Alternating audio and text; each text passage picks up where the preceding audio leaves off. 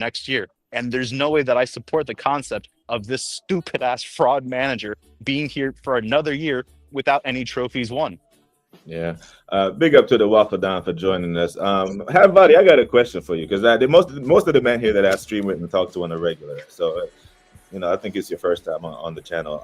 But I've seen you around in the spaces before. So big up to you for coming on. Big up. I've made this statement before. I'm of the opinion, right, that we should use the best defense in the Premier League as a license to go attack teams because we know we can defend. Do you agree with that sentiment? Yeah, I do agree. And also, people need to, I guess, understand that we have a strong defense by virtue of the fact that Arteta is cautious, right? There's no guarantee that if we start playing a bit more expansive, we're still going to retain our defensive solidity.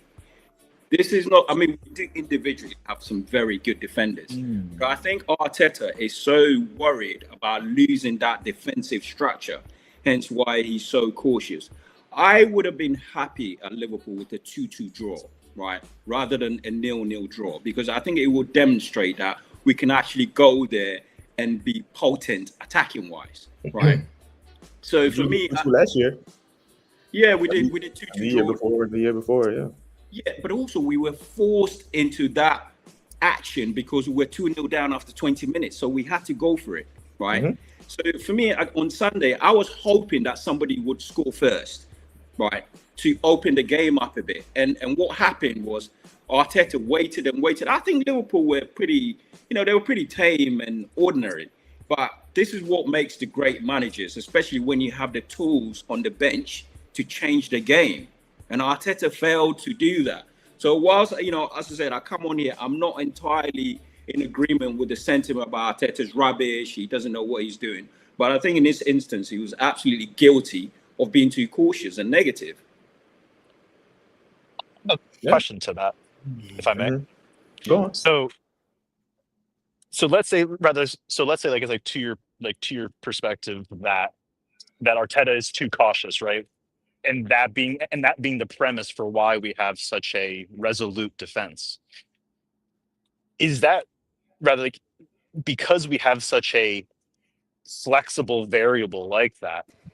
So let's say, for example, again, like if we played slightly more expansively, that could potentially whittle down that resoluteness in defense. That to me does not sound like a great manager. If something as reflective of being either cautious or just slightly more expansive, like if the entire game can change just off of a slight change in that should also be slightly disconcerting, no?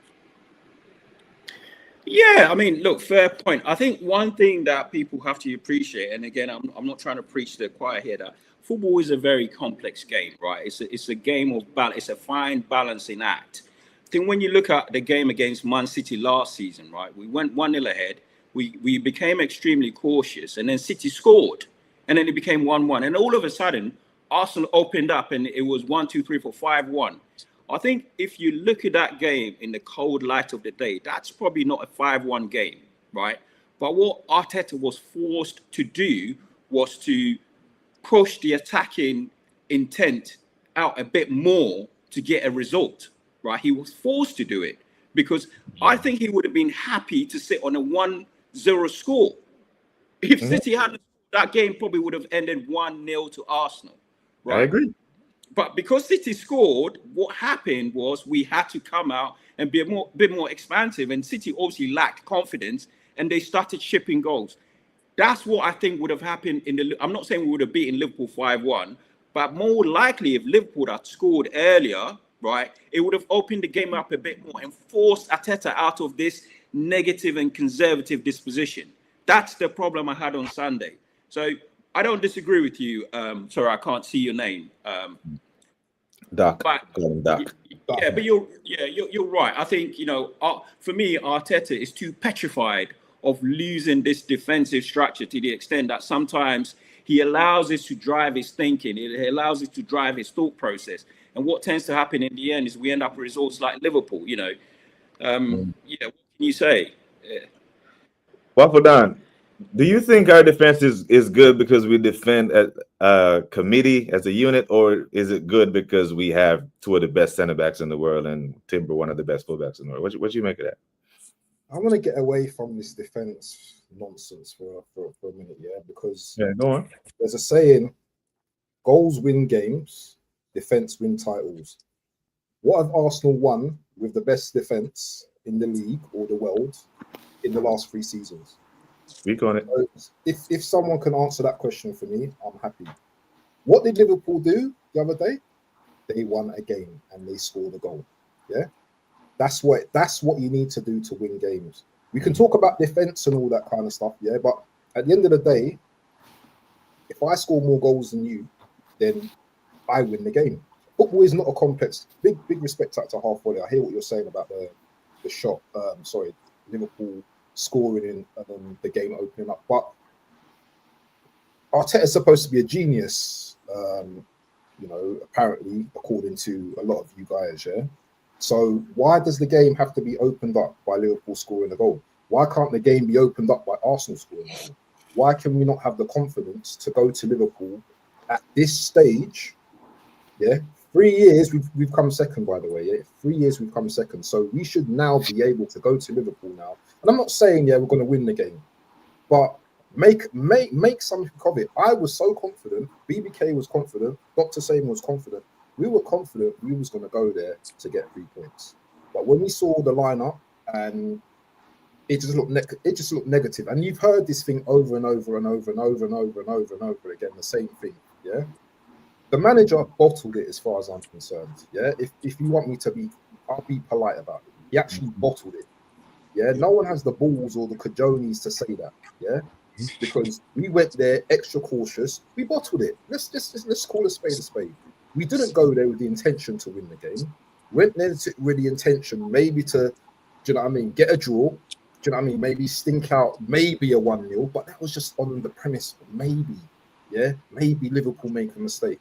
At the end of the day, yes, it was a beautiful goal that they scored in the end of the day, but they started putting the pressure more on us in the second half. Slot said, you know what?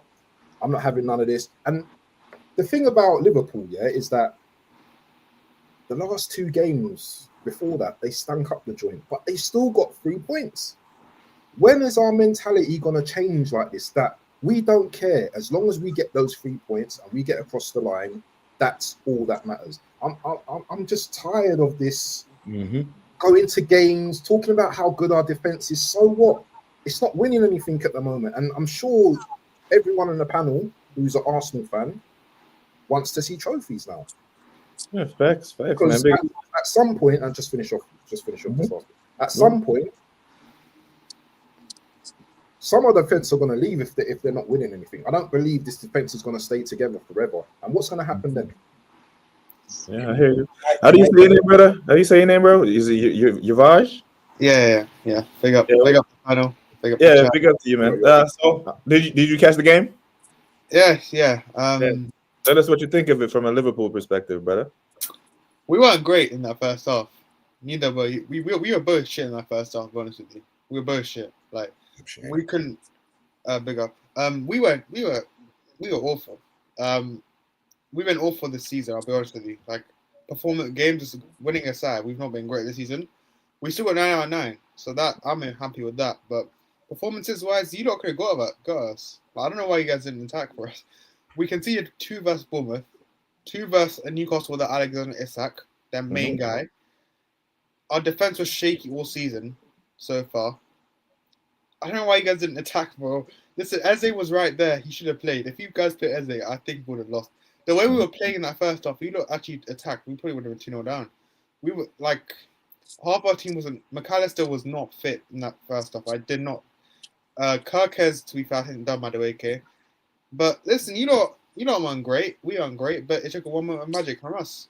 And listen, a win's a win. I don't care performances right now, but you lot should have attacked us more. I just don't know why you didn't attack us more. Like, even without Saka, I know, but surely you lot actually have depth this season. You lot could have attacked us, but so we got the win. But yeah, you lot, man, I don't know what happened to Arsenal. Once I saw the lineup, I was actually scared of you guys, and I've never been scared of Arsenal Anfield, rarely. But once not scared, but I was like, okay, we could lose this. The way we were playing before this game, we were playing shit defensively. I was worried that you lot could actually do us on that break, especially the counter. If you played Eze, if you played Odegaard, probably was fit. But once the Mourinho, then I was like, okay, maybe we could. I was chilling because you know we're gonna sit back.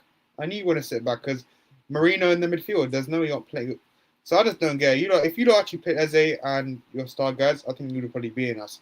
But once the lineup, I was not worried at all. It was more about us making mistakes. If we did make a few mistakes, but so I don't get what you guys did. And if you don't attack, like I said, you probably would have won the game. Being brutally honest. Yeah, Gianni. So what I've heard, Anfield away is probably the hardest fixture that we're going to play this season, and I actually disagree with that sentiment because here's why: one, it's match week 3, and two, like Yavar just said, Liverpool haven't been playing well, haven't you? And it's match week 3. I think Fulham away April 18th, match week 35, where you must win, is a tougher fixture for this bunch. Right? I know it's Anfield and we've never won there, but that's the occasion, right? And then there's the occasion and then the game. So what do you make of the narrative that, that's going to be the toughest fixture away and we lost by a worldly versus the rest of the season? No, I disagree. Anfield, the loom and lore of Anfield is on the mega games. You see it in the Champions League. You see it later on down the stretch towards the end of the season. That's where you see the whole of Anfield take form of what it is. 3 games in, it's not there. It's the same thing with what we said about with when we were on the Bruised Banana, when Shane asked how detrimental could the loss be. The only reason the loss is detrimental because it's 6 years of the same BS being talked to the players by the same thing with the manager. And to go off of what Half Volley said, what you described, I 100% agree with you on certain things, but here's the problem. That's what separates a good manager from a great manager. Jose Mourinho's defense at Inter Milan never got compensated when they were blowing teams out. When they beat Barcelona, when they smacked Barcelona 3-1, the defense never had to get changed. He just needed to keep the proper attacking players in their positions to go ahead and attack. Same thing with Diego Simeone when he's won his 2 leagues with Atletico Madrid. The defense is set up, but his 2 wingers and strikers still play in their offensive positions to score the goal so you can defend 1-0 or 2-0. That's what makes all the great defensive teams. It's not just the fact of compensating and making sure your defense is fine. You have to find the balance. We went from when we blew the lead, when we blew the 8-point lead, we were offensively unbelievable and still good defensively because we could cover the ground to make sure the defense was good. Well, we took away the best player in our offense at the time to create. That's what set everything down, and we had to get more defensive because the offense wasn't there. And if we're trying to play more offensive when the defense is being shaky, then it's an issue. There's no excuse for this team. Eze's better than anything we got on the left wing right now, and it's still sad because he's not a true left winger. But he would have been able to do much better, and we could have beat Liverpool. Szoboszlai controlled everything. Szoboszlai was the second playmaker for Liverpool because Wirtz was basically wearing an Arsenal jersey the whole time he was playing because he didn't do anything for that team. If we can't find the blend to where our defense can still be there, if we can have Zubimendi sit on top of the back line, push only 1 fullback up, keep 3 back. Protect the back line. Whoever you want. If you want Calafiori bombing up the left-hand side, swing the 3 in there and have a back line of 3 with the defensive midfielder sitting on top and Rice just ahead of him to sweep the ball up. Make sure your defense is sound, but still be able to attack. It's the same thing. Look at the Man United game. He tried sacrificing for that game when we would go forward. We had 2 banks of 3 and 4 going forward, but no creativity. So we have to, if we can't find the proper blend with the group of players that we've had after $1 billion spent, there's no excuse after that. All the teams we see win. We talk about City when we can't beat City. City's defense is shaky, blah, blah, blah. Cool, their defense is shaky, but it's good enough for their offense to outscore you. So if you can't find that blend to get you the win, it is what it is at the end of the day. Yeah, I hear you, man. What annoys me most is that Mo Salah was quiet, Ekitike was quiet, Verse was quiet, McAllister got subbed out, and we lost the game. Yeah. To be fair with that as well, second half, to be fair, a lot of our players did turn up. Most of our players second half. Once McAllister came off, we were the better team. Once McAllister came off, we were literally Verts got in the game much more. Like that was probably the best I've seen Verts this season. Like honestly, so far this season, I've not seen brilliant from Verts. I know he's going to succeed. I am not worried at all that he's not going to do well because I'm very confident he will. But yeah, second half there was much more space for us to attack from because we actually pushed for the goal. You guys were sitting back and doing nothing with it. And the corners you did literally did nothing to us. We defended corners really well as well, which I was worried about before the game. Your corners were shit, and our corners, we defended them well. So, yeah, I mean, I'm just glad we did well second half. That's what made us win the game, because we actually attacked the game. We attacked much more than that first half. Yeah, that's fair, man. Have Valley, if just for 1 second. So, what's your expectations for like the rest of the season and games moving forward? Yeah, I mean, I've been on a few panels and I've been asked this question, and I've said that Arteta's got to be competing at the sharp end of the major trophies at the end of March, April, which means we need to go very deep in the Champions League and in with the shout of winning the Premier League with a couple of weeks to go. So that's the minimum expectation. Now, I think he also needs to win a domestic cup at least, or make a final, recognizing that nothing is guaranteed in football. So I expect to fully compete for the Premier League, go further in the Champions League and win a domestic cup. One thing I will say, though, after the Liverpool game is that we need to use it as a springboard for our season. Because prior to the game, there was an expectation that whoever loses that game, if they lose badly, is going to have a huge psychological impact on the loser. But I don't think that's happened because of the margin of the loss, right? The margin of the loss has meant that, even Liverpool fans would admit that, look, even though Arsenal lost the game, we're still a very strong team and we're going to be there or thereabouts come the end of the season. And I think that's very true. So Arteta, I mean, in a slightly perverse way, guys, I'm actually happy that we lost the game rather than draw. Because I think if we'd have drawn that game, everything would have gone to Arteta's plan and he would have kept on with this conservative approach. So he's now had the warning signs that in this type of games, especially when you've got the resources to go for it, you need to go for it, right? We don't have an excuse this season. I think in seasons gone by, you could look at the Arsenal squad and you can probably sense there was a lack of depth. We didn't have a fully fledged squad to really compete on all fronts. But for once in a while, you can look at this squad and say, look, Arteta's got all the tools. He's got squad depth, he's got quality, he's got quality players in different positions. So he's got no excuse now. I expect to compete for the Champions League, go further in the Premier League, be there or thereabouts with a couple of weeks to go and win a domestic cup at the very least. Yeah. So compete for the league. You mean like being match week 35, being there or thereabouts with it in your hands, not depending on Liverpool to go drop points away. Like we within reach because nothing's guaranteed in football. Let's all admit, as much as people despise Arteta for his shortcomings, we have to accept that nothing's guaranteed in football. But the things that are within Arteta's control, I want to see him control it, right? So he's got the squad depth now. At Liverpool, he should have made enough changes to go and win the game. He didn't do that. That can't be repeated too often this season, because if he does that, come the end of the season, we're going to fall short again. Yeah. I hear you, bro. Big up to the tax man joining us. We ain't got no money for you, bro, but you I don't know. I didn't come to collect money. The transfer window's closed, so he can't sell us any more shit. So he's got to be here to talk football. What you saying to us, bro? I'm good, man. I'm good. I've heard like part of the conversation, not fully, and I agree in it to a certain extent. Obviously, that obviously there's no more excuses. But some of us felt like, that was a couple of years ago. You know what I mean? You know what I mean? Some people said there was no excuses last year, but obviously now you did get your striker. You got some of the players that you have now. We can see that even though you do have the players, the manager still kind of hasn't set up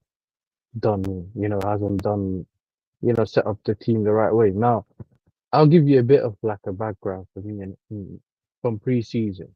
I was kind of called negative because I spent a lot of time with my Arsenal friends, innit? Because they were saying pre-season's for fitness. I said pre-season means different things for everyone else. But like what pre-season means for my club is different to what it means to your club. Obviously, you guys are in a different process, if that's what you're gonna call it. But everyone has a certain thing that might needs to be fixed or what you're looking for in pre-season. Now, I was told that your pre-season was about fitness and also was about, well, kind of the manager was trying to hide the tactics. That's why he was playing last season's football so that when this season starts, you see something else.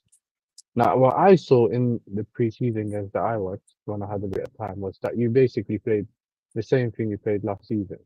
Now to me, that was like, okay, you- I don't see you being able to even challenge or win the league if you're still going to play the same season football from last season with the players that you bought. Because for me, Gyökeres might still score some of the goals, but you're not really playing in a way that really gets the best out of him. And that's kind of where it falls for me now. Maybe as they can do better and whatever, and also like the progression through midfield when it comes to the ball.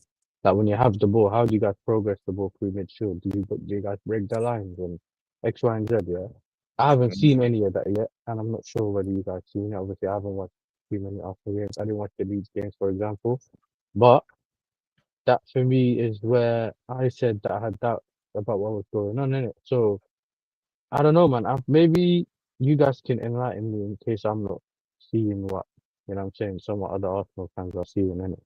Waffle, you're on mute still. Yeah. Sorry, yeah. It is what it is, bro. There's no excuses this season. Just keep hearing the same thing season upon season. The domestic cup. Do you know the best thing that this manager can go out on, yeah, is winning the Premier League. I don't even think I can take a domestic double now, but it's one of them things that it's true. That's how I'm feeling right now because we're starving. We are absolutely starving of a Premier League, and I hear there's no guarantees in football. Yeah, I really hear that, but when you kind of look at like Manchester City and Liverpool, yeah, they are the two teams that you mostly look to out of those two that are going to win the league season upon season. We've come close, obviously. I can't even say Chelsea are going to win the league, and that's no disrespect, Yasser. You know what I mean? I'm not even going to say Chelsea are going to win the league. Yeah, No, me neither, bro. I don't say that either, but I feel like we have a chance, but I don't think I you have a can't come in chance, and say, but listen, we're definitely. I don't say we're definitely winning the league. Like I don't but you think we're look that set for me to come in and say, exactly, yeah. and You're then right. but when you look at Liverpool's team right now, yeah, no glazing, by the way, yeah, they've just brought in like the most expensive Premier League striker in Isak, and Isak's gonna bang for them. Yeah, let's not do the what ifs. Yeah, he's gonna bang for them. Yeah. So what then? Are we playing catch up? Is it a case of we have to just win the games that we struggle in the low blocks and stuff like that? So now, the talk at the start of the season was Liverpool are the favourites. By the second game, after we won our second game, Arsenal, then there was belief that if we go to Liverpool and we beat them, then there's going to be more belief that we can go on. I know it's 3 games into the season, but these games put down a marker, and psychologically, you start to think, you know what, Arsenal being in and around the last 3 years, they've come to Anfield, they beat them, we go to Newcastle, we win, then all of a sudden, everyone around us is like asking questions. But what we've shown is that we're still not there yet. We're still not there. And anything can happen this season. I get what Halfbody's saying. Yeah, anything can happen. We can put on a charge throughout the whole season and win the league. That's a possibility. But the way we're playing as well, I can't see it right now. Someone convinced me that we can go the way. I know we've got a squad, but if you look at the injuries right now, we've got injury to Saliba, one of our most important defenders, one of our best attackers. Saka's not 100% fit right now. Is he gonna get forced back, or are both players gonna get rushed back to play in the first team? This is a problem. Can the manager actually manage the squad? Yeah. The next 5 games, as I said, is crucial. Yeah. Very crucial in my opinion, because he needs to know how to navigate his squad players, you know, who to bring in, who to bring out. So it'd be interesting what we do in the next 5 games. Yeah, I mean, Sorry, this. Go on. sorry, Abibike. I agree with you, Waffle, when it comes to the Liverpool game. The Liverpool game, I can give you an example. That's like when you guys beat Real Madrid. You see how everything changed and you had that belief that you could win, but there's a chance you could win the Champions League. That's what the Liverpool game was. And I also kind of go back to that City draw a couple of years ago. I don't remember when it was, where if you beat them, you could have been ahead of them. As a rival, if that was my team going to City, I expected my team to go there and win. And if I didn't get a win, considering where my team is or where it's trying to go, that would be a big red flag for me, because I feel like, that could be the team getting over the line. So when everyone was saying I'm fine with a draw at the time, it did make sense for me, because I was like, you need to stamp your authority at some point to kind of put the fear into the other team, even though we know City's been winning in the last couple of years, but you kind of have to be like, no, we're here to win now. Does that make sense? This is Yeah, why I didn't get the whole, we went to Liverpool to defend. I was like, bro, you got Gyökeres and some other players. You want to go there and say, no, we know you won it last season, but we're here to win it this season. yeah, it So makes sense, bro. Makes complete sense for to me, me. for me, that I think people keep saying it's only the third game, and I don't know what. Listen, if you have a same manager for 7 years or 6 years, whatever it is, at this point, the style of play should be done and sorted already. Like, but at this point, you should be kind of taking maybe one of the players gets sold for whatever reason. You just upgrade the players you have in the squad. Does that make sense? That they maybe have a tweak in the way you play or anything like that. You don't have you're not playing, you're not kind of changing your philosophy. Because this is the way I'm looking at Arteta. He's the only manager that you can call a Pep disciple who hasn't actually gone out and kind of figured himself out. He's figuring himself out at Arsenal right now. Because that first season he done when he won the FA Cup, he was playing 3 in the back. When he went that first season, he challenged and it was like, was it all out attack? And then the year after, it's like he's playing FIFA. Like, he's changing it, ultra defensive and then ultra. He's just now the pad stuck on ultra defensive. This is what we realize now. To get it, Yeah, there's no difference. Yeah. The reason why I'm so annoyed is that I've seen Arteta gone to Anfield with teams that were less equipped and didn't lose. You know what I mean? So I think this team was well equipped to get more than a draw, and then we ended up losing the game. But Mr. Barrett said last season Onslaught took the Forest loss early and used it as games to go on a mad run. Do you think Arteta learned early from this early setback? We'll see against Forest, innit? You got the first game of the match week, first early kickoff. The marker, and then your move, Arteta. But yeah, man. Anything else before we wrap up, gentlemen? Just anything at all? And I appreciate you guys coming on. But yeah, man, just say what you got to say before we wrap up. Yeah, may I? So what I wanted to say with respect to again, like Waffle, my man, you are always preaching facts. I swear down. It's like I'm always going to church every Sunday. Every time that you speak. So big up to you, man. Arsenal as a club, as an elite club, we need silverware because that is ultimately the metric of what makes a club elite and big. Winning silverware, getting over the line. With that being said, though, much to your point, you cannot spend $1 billion and then only.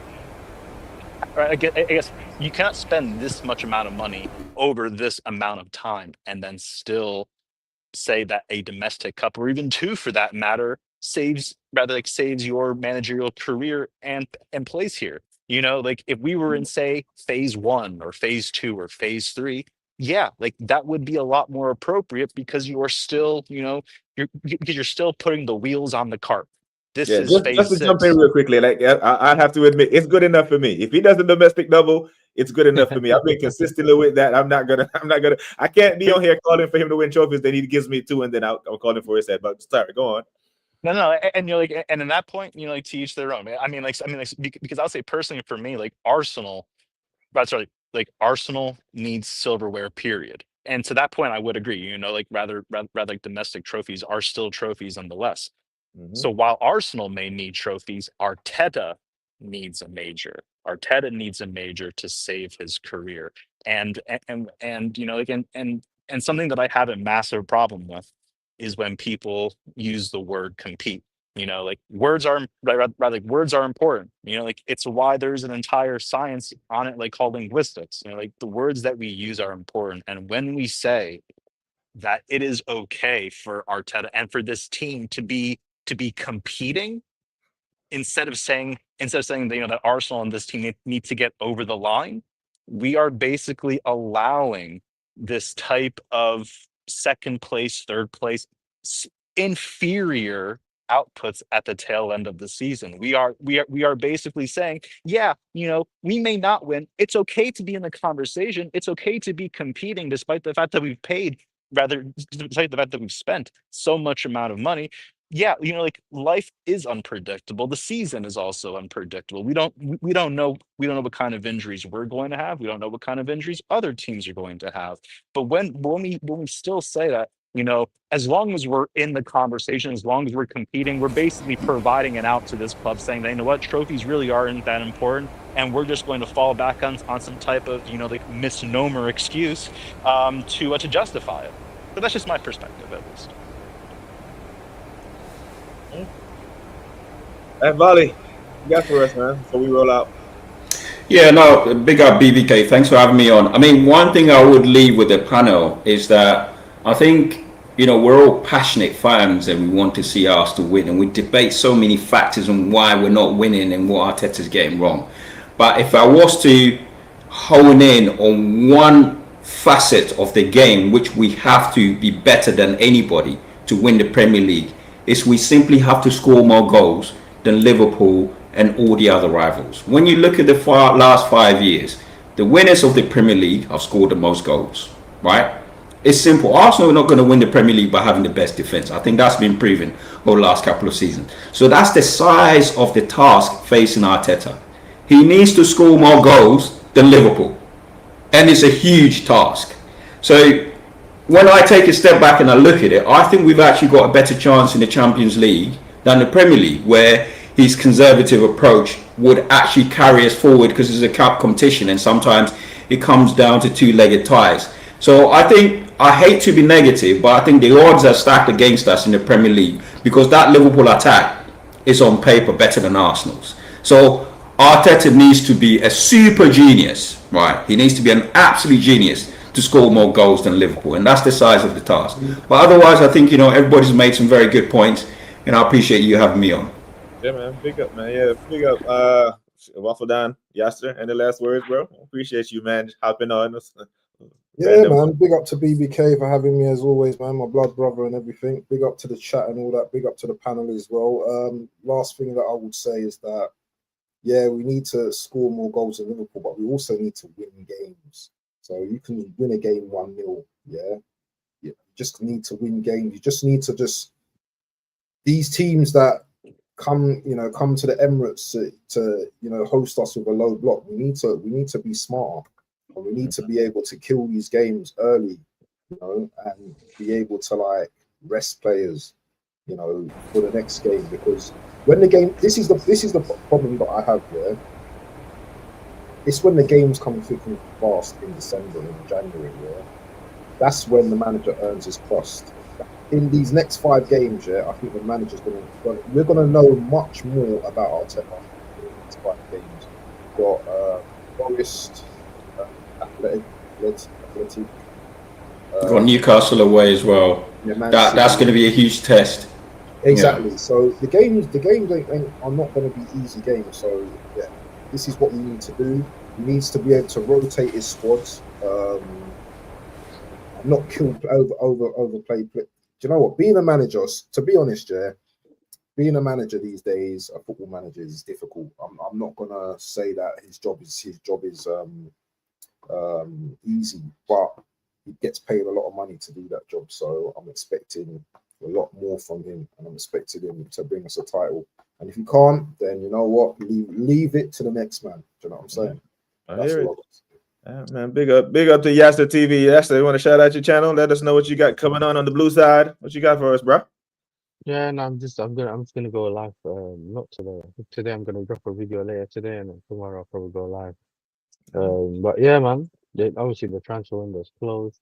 I mean, no more business. Yeah. You know what I mean? But I'm running for you. there's not as much. Yeah, nothing going on. Obviously, they only gave us 3 games and then took it away from us, so straight away to the national team stuff. But yeah, man, obviously the games that are gonna come up, obviously we got Bayern Munich and that in the Champions League, and we'll see, innit? Like we'll see that what's gonna happen in the season, what the manager's gonna do.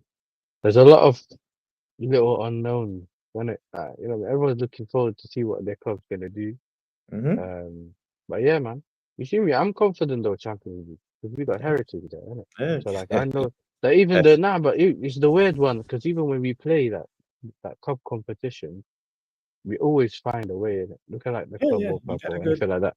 So I know that obviously some of the teams we are playing are difficult teams, but I think the way we play football and some of the personnel that we have gives you a bit more confidence in it. So yeah, man, we'll see. Can I ask a question quickly? Yeah, Are you concerned about injuries though?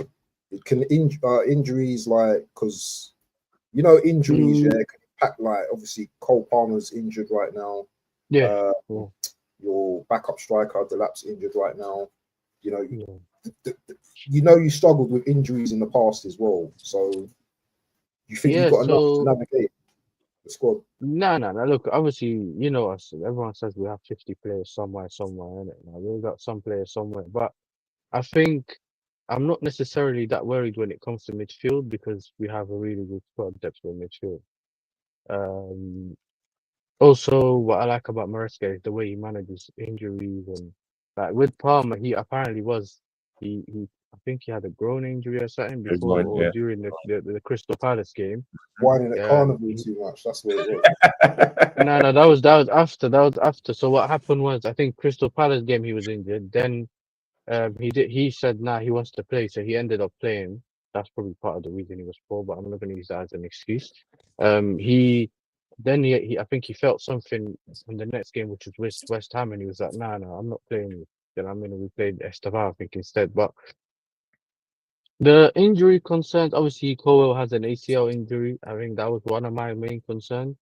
But knowing that Tossing can play that specific role, I'm fine with that. Like, I don't necessarily because this is the way I look at it. Defending is more structural based.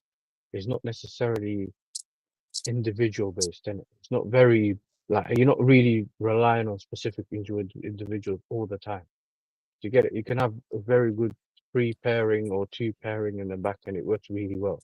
This is why last season when you guys had Kivio for that period of time with Saliba, it wasn't that bad against Real Madrid, and it can happen in it. But yeah, I'm not that worried in it. I just don't know, man. For me, it's just that Garnacho guy. Yeah, you got a good squad, man. Play, you know what I mean? That's what annoyed me this season. Like, it is what it is. Yeah, now you know when you sell us trash how we feel. Manchester United sold you some trash, so you just getting a taste of your own medicine, my brother. But we'll leave it there, people. Big up to every single one of you. I'm gonna send you over to Shanguna. Hey, I have all to stick around after. I always say, people, take care of yourselves and each other. Until next time, we are gone.